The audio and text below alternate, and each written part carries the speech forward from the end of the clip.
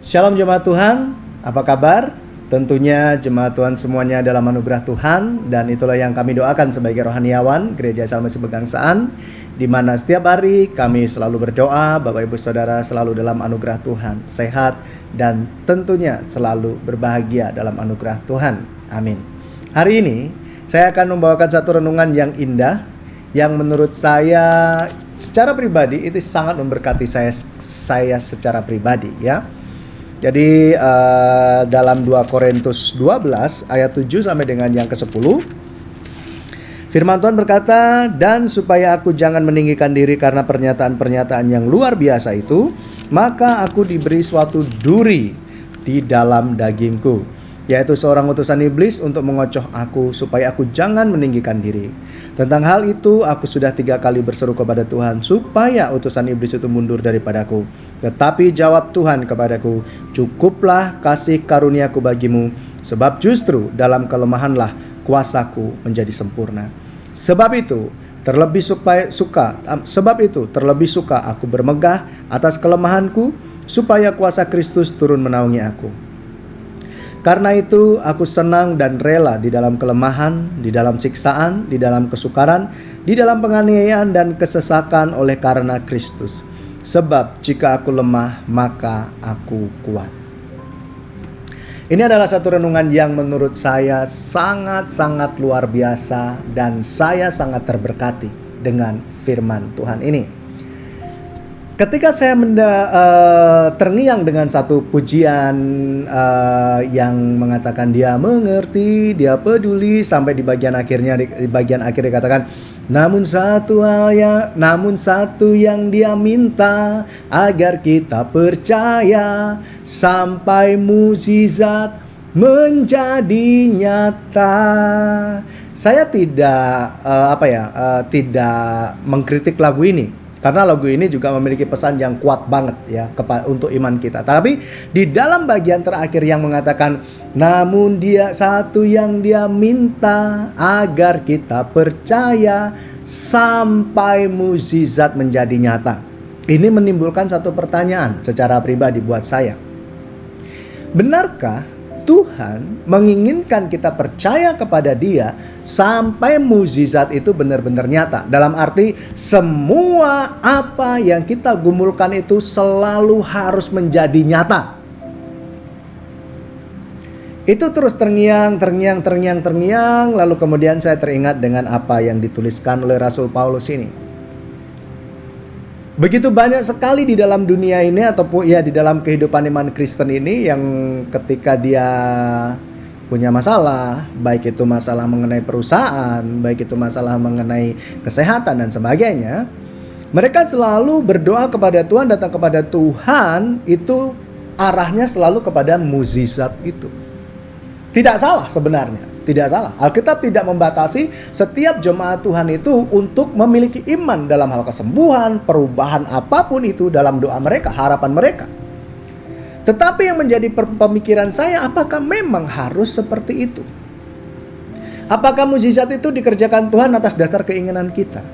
Itu yang menjadi pertanyaan buat saya. Lalu kemudian saya merenung, dan kemudian saya melihat betapa banyaknya orang Kristen yang akhirnya putus asa atau lelah dengan iman mereka. Karena apa? Ketika mereka terus menuntut doa-doa kesembuhan, doa-doa pemulihan dan sebagainya, ternyata tidak menjadi nyata, mereka menjadi lelah. Lalu mempertanyakan, apakah Tuhan mendengar saya? Mulai ragu, apakah Tuhan setuju dengan saya? Dan sebagainya. Dan di sini saya melihat bahwa yang perlu dibenahi adalah imannya terlebih dahulu. Nilai kerohanian dulu yang harus dibentuk, seperti Rasul Paulus. Ya. Rasul Paulus di sini dia memiliki satu karunia yang luar biasa. Dia adalah seorang yang dipilih oleh Tuhan. Dia adalah orang yang pintar, yang dipersiapkan oleh Tuhan. Dia adalah orang yang memberitakan Injil dengan militan. Dan dia adalah anak Tuhan atau pilihan Tuhan yang benar-benar totalitas dalam penginjilan. Keluar masuk penjara, penganiayaan, kelaparan, siksaan dan sebagainya. Dia berdoa dalam pergumulannya di dalam ayat yang ke-8. Bahkan jikalau aku agak berlebih-lebih bermegah atas kuasa yang dikaruniakan Tuhan pada kami untuk, maaf salah, di bagian 12 saya salah baca. Di ayat yang ke-8 2 Korintus 12 ayat 8, di situ dikatakan, tentang hal itu, aku sudah 3 kali berseru kepada Tuhan supaya utusan iblis itu mundur daripadaku.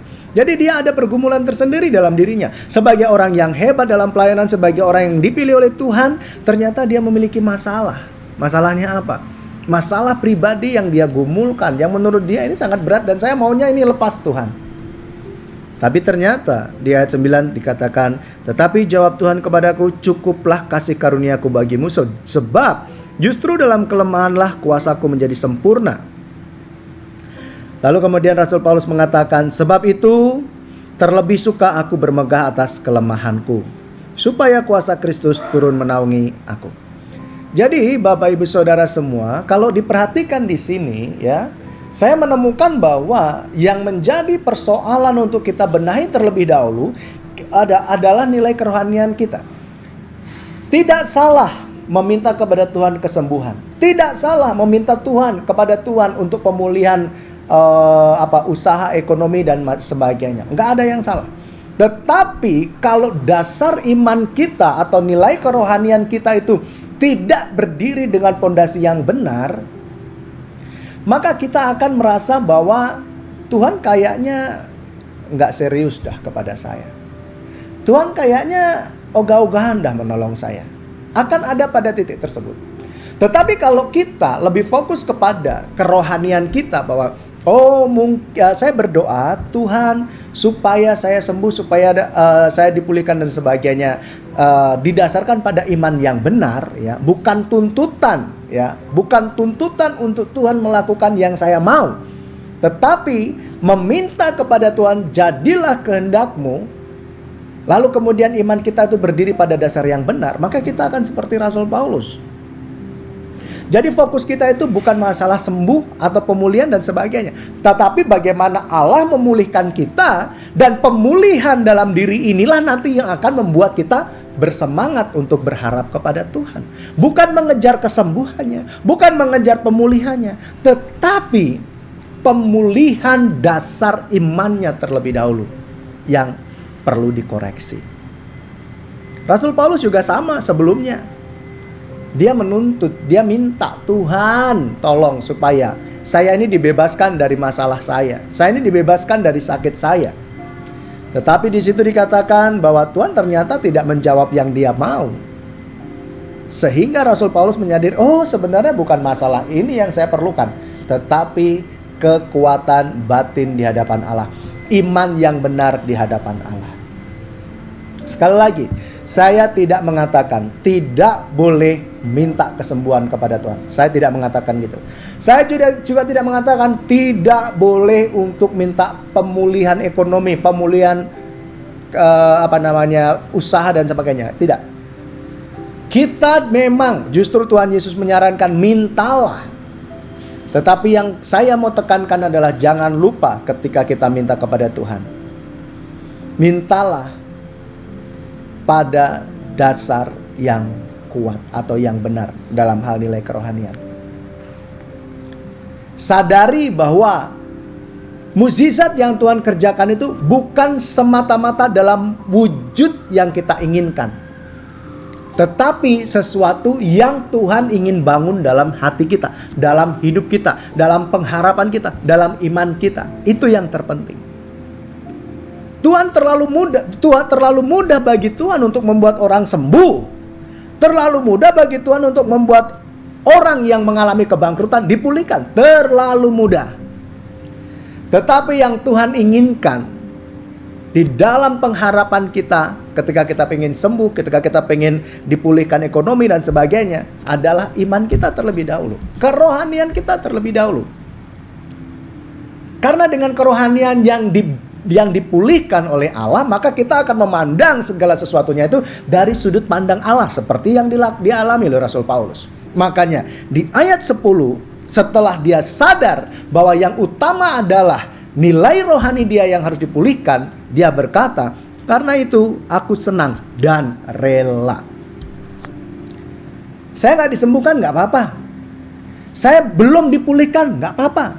Saya belum sampai kepada yang saya inginkan, nggak apa-apa. Tetapi saya senang karena apa?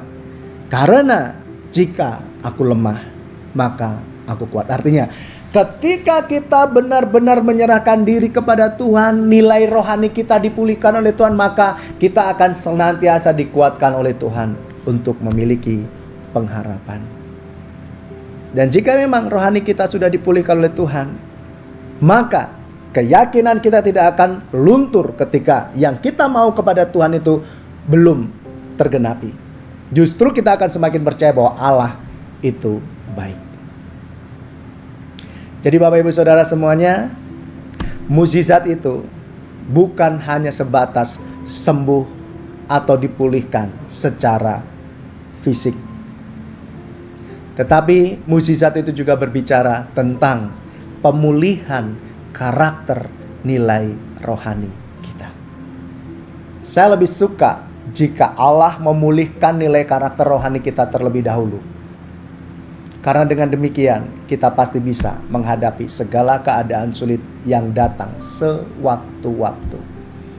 Jadi Bapak Ibu Saudara, jika Bapak Ibu Saudara mengalami sakit, mintalah, karena itu memang yang ditawarkan Tuhan Yesus.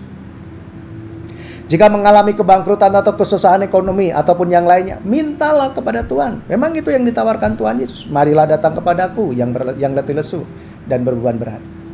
Tetapi saya mau menambahkan hal yang juga tidak kalah penting dalam hal yang ditawarkan Tuhan Yesus adalah pengalaman Rasul Paulus. Mintalah kepada Bapa di sorga pemulihan nilai rohani dalam hidup kita. Sehingga ketika itu sudah dipulihkan, maka kita akan bisa mengikuti apa sebenarnya yang diinginkan Tuhan dalam kehidupan kita. Bisa saja ketika sudah pemulihan terjadi secara rohani dalam hidup kita, kemudian Allah mengerjakannya. Dan kalaupun Tuhan ternyata tidak mengerjakan, yang kita mau gimana? Belajar dari Rasul Paulus. Selalu ada nilai positif yang Tuhan siapkan untuk kita, anak-anak yang dikasihinya. Jadi saya berdoa, teruslah berdoa kepada Tuhan, mintalah. Jangan hanya minta yang kelihatan, ya, tetapi minta supaya pemulihan nilai kerohanian kita diberkati oleh Tuhan. Mari kita berdoa. Terima kasih Bapa untuk anugerah-Mu. Hari ini kami belajar dari pribadi Rasul Paulus, hamba-Mu, yang dimana ketika dia mengharapkan sesuatu yang dia inginkan, tetapi dia menyadari bahwa ternyata Tuhan berkehendak lain. Oleh karena anugerah-Mu, Rasul Paulus menyadari bahwa dia harus hidup seturut dengan kehendak Tuhan. Itu sebabnya setelah dia mengalami pemulihan kerohanian Tuhan, menyadari pentingnya nilai kerohanian dalam imannya, maka dia mengikhlaskan hidupnya di hadapan-Mu. Dan Engkau mengerjakan banyak hal dalam pribadi Rasul Paulus. Dan kami minta padamu agar Engkau juga mengajarkan hal itu kepada kami Tuhan. Kalau sampai hari ini ada yang kami mintakan tapi belum tercapai, kami mohon padamu terlebih dahulu pulihkanlah iman kami, roh kami Tuhan. Sehingga kami tidak mudah goyah. Fokus kami bukan apa yang kami mau, tapi kami fokus pada apa yang Tuhan mau dalam hidup kami. Oleh sebab itu pulihkan setiap nilai rohani kami Tuhan. Berkati iman kami ya Bapa, di dalam nama Yesus. Hamba-Mu berdoa buat setiap jemaat-Mu, biarlah Engkau akan memberkati mereka semuanya.